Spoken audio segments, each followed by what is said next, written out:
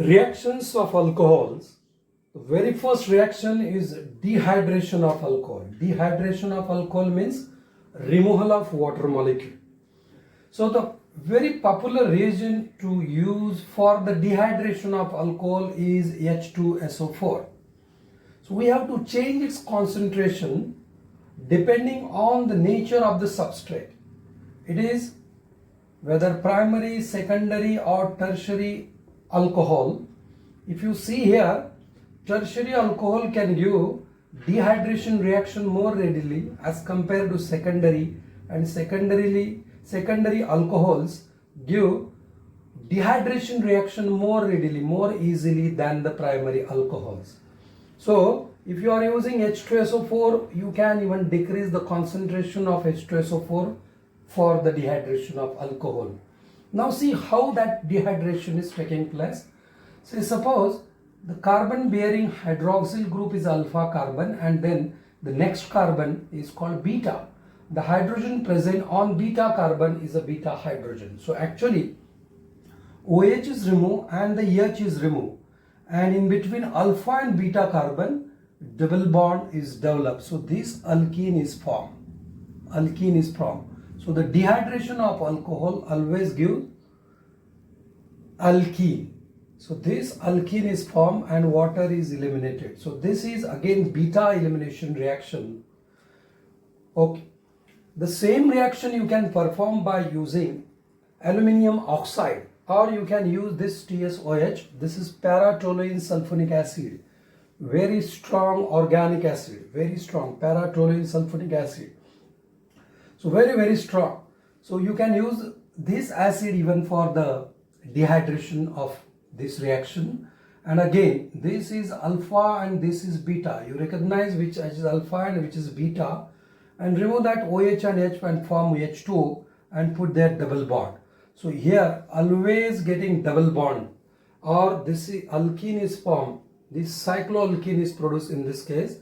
Now if you look at the mechanism, how that reaction is going on, what is the path of that reaction?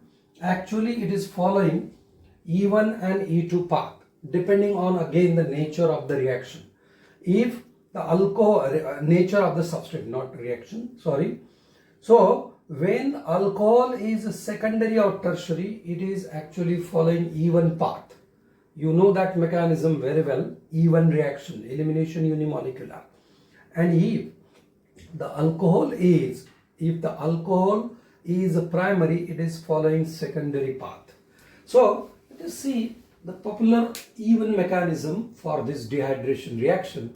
So we are using H2SO4. So H2SO4 can give the proton, and that proton is taken by this oxygen of the OH group, and we get here very good leaving group. So the byproduct is bisulfate ion. This is conjugate base of this acid.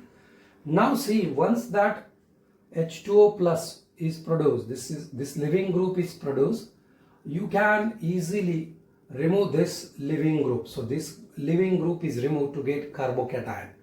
So in this way, if you think this carbocation must be stable, and this stable carbocation is produced either from secondary alcohol or tertiary alcohol, and that's why I'm saying that secondary and tertiary alcohol following this mechanism. Now see what happens when this carbocation is formed. Actually the acidity of this proton is increased. So this proton is sufficiently acidic, so this bisulfite base can remove that proton, in fact this beta proton, and this bond is now going between this carbon and this carbon to get this alkene. So this alkene is produced and H2SO4 is again regenerated. So this is how the mechanism of this reaction proceeds if the alcohol is secondary or tertiary. One more reaction we are going to discuss, dehydration reaction. And the same reaction you can perform by using this POCl3 in presence of pyridine as a base. Now see what happened here. In the first step, this electron is donated to the P to form a bond and Cl is removed. So in fact HCl is produced here, and this HCl is actually reacting with the pyridine. So we get here pyridinium hydrochloride or pyridinium chloride. So this is pyridine hydrochloride or pyridinium chloride is a side product. We are not interested here in this side product. So once this compound is produced, you can see this is a very good leaving group. So this is not good leaving group, but this is good leaving group. So this is converted into good leaving group by using this compound POCl3.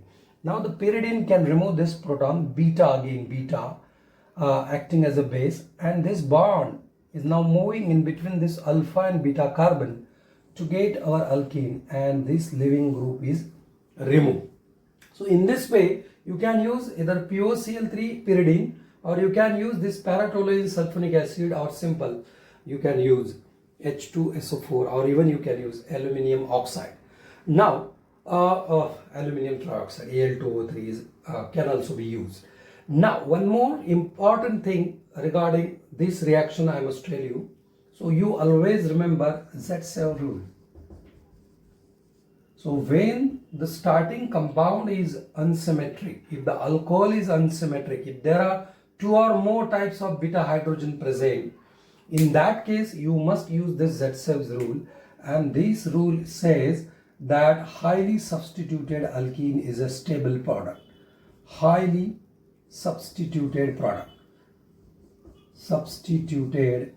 product or alkene.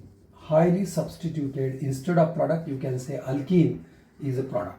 So you try different product by removing proton from the beta hydrogens if there are more than one type of beta hydrogen present, and you see which is actually producing highly substituted alkene. That will be the major product.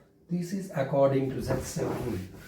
So we can quote here one example. We can take here one example of Z7 rule, or we can say that in that example this rule is applied.